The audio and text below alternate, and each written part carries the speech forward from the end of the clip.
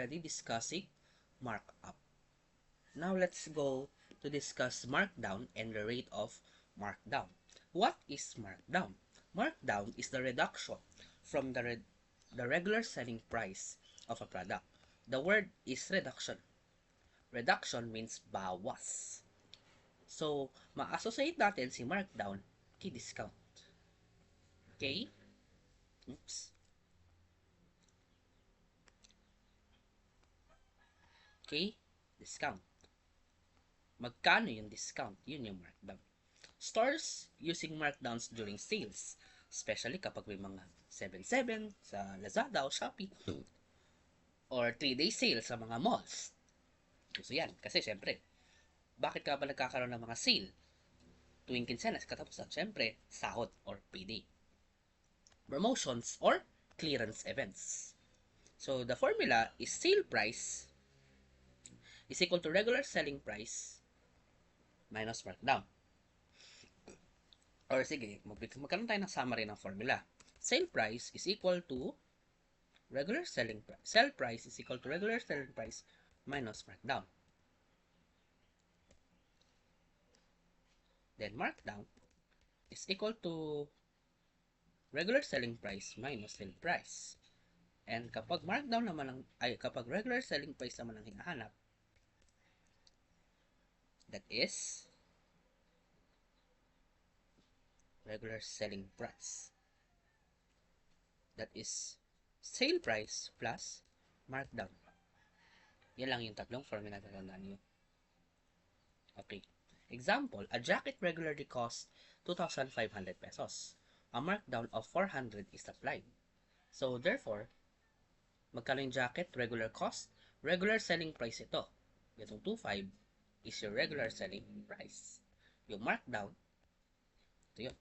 So, bawasan natin. So, sale price is equal to 2,500 minus 400. That is 2,100. Yun lang yung sale price. Ibig sabihin na less than 400, kaya naging 2,1 yung bibili. Okay. Hanap tayo ng ibang problem.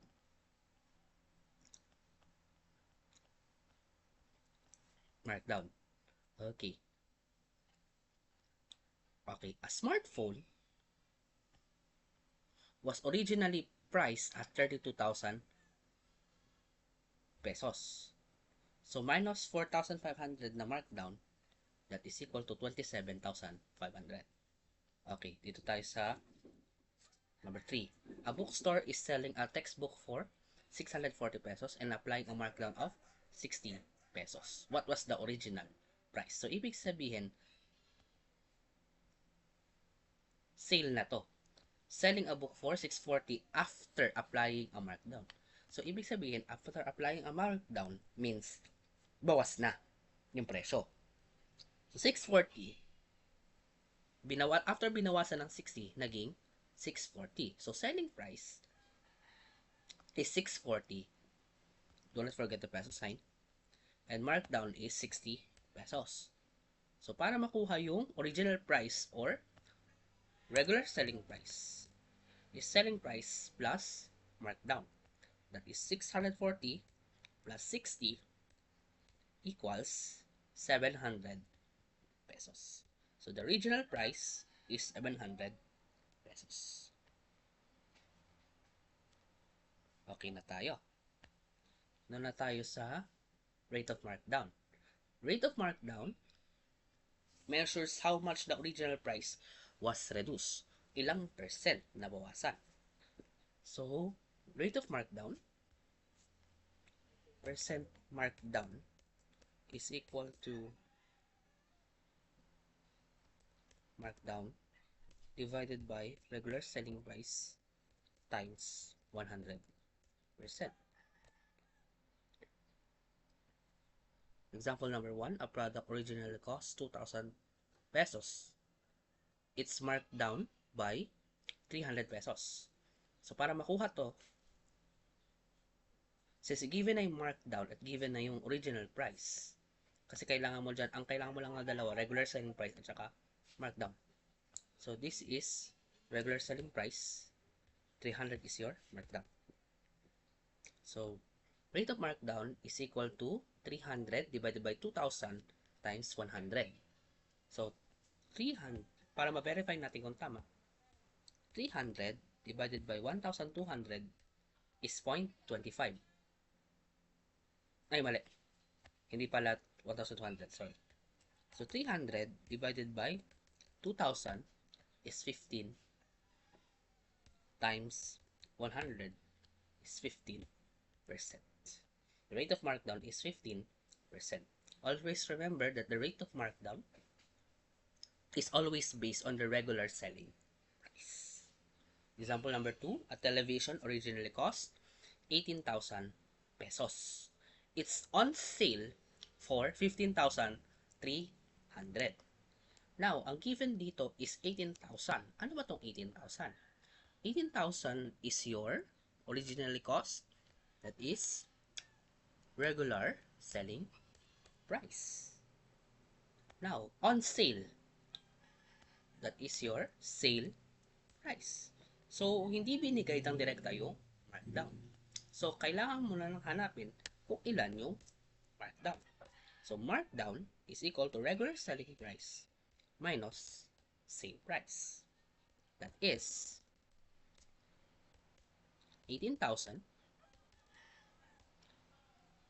minus 15,300. Let's compute.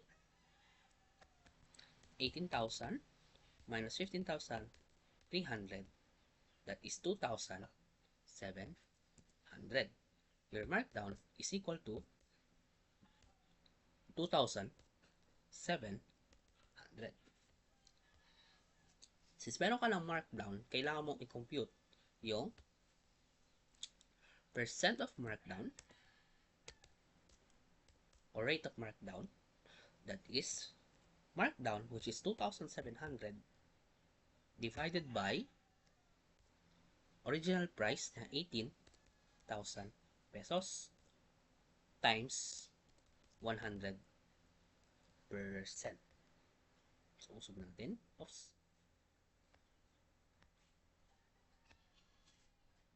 Sorry. Yan.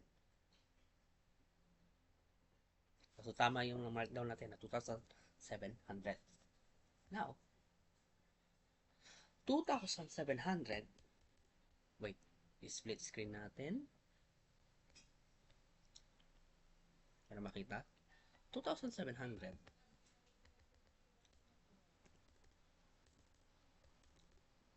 divided by 18,000.